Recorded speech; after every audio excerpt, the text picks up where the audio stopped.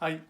Um, I've got those bone samples that I showed you the other day with me here, and these are kind of neat because you can see some of the different components of bone that we've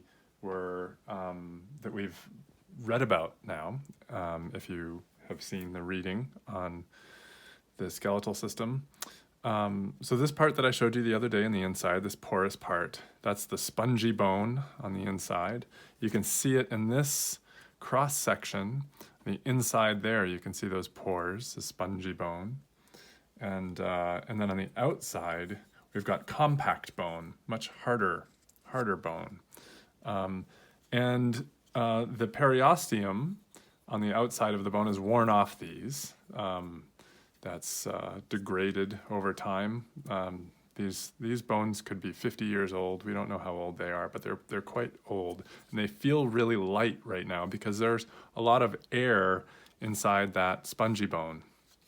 But they're still pretty firm. They're still pretty strong. Anyway, so what we want to do today is make a little model, and I'm encouraging you to make a model with anything that you have in your house, and I don't want you to think too hard about it and make your model perfect, but we just want to have something to represent every component. So I went around, it literally took me about 5 or 10 minutes. I went around the house and I grabbed some stuff. I found this in the kitchen. It had a bunch of lentils in it, but I dumped out the lentils, so I'm going to use that. I found this very precious roll of toilet paper that I ordered on Amazon for about $500. I'm not being serious about that. So I'm going to use this, and it's just going to be kind of like this one's going to be like a cross section. Do you see the similarities? The cylinder shape there, there's a cylinder shape there, so we've got a cross section going from my bone model. I found some straws. These are going to be vessels in my model, and I found a napkin. This is going to be the bone marrow.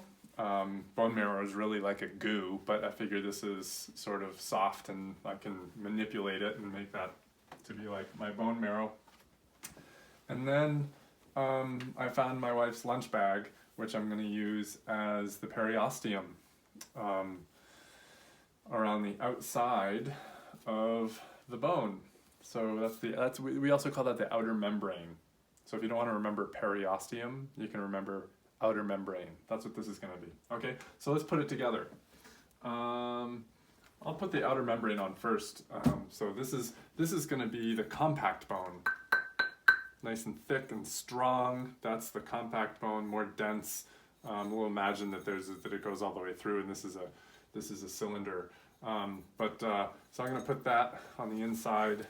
So the periosteum goes on the outside of the compact bone, like a film over the outside, or an envelope over the outside of our cross section of the bone. Remember, here's that cross section.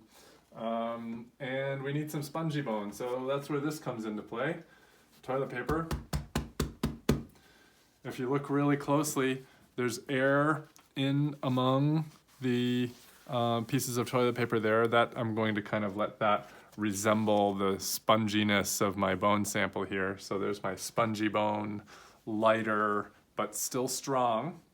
And then on the inside, there's just enough room for some bone marrow, which I'm going to stuff in there. And I might as well put some blood vessels in there as well, because there are blood vessels that go all the way through the entire structure of the bone, but I'm just putting some in there because that's where I can fit them right now. I could put them out here too if I wanted to. I don't want to mess with my precious toilet paper though, so I'm not going to do that. I'm going to put that in the middle there. So we've got some blood vessels coming out of my bone here. Got some marrow where the blood cells, or red blood cells, are created, and some spongy bone, and some compact bone, and the periosteum, the outer membrane. So I've got my whole bone model here. I'd like you to find anything around your house, outside, inside your house, and see if you can come up with those components to create your own model. It doesn't have to be perfect, it doesn't have to be pretty, but something interesting. And post it on the What's Going On Padlet. I'm going to put a link to that on Google Classroom. So there it is. Thanks.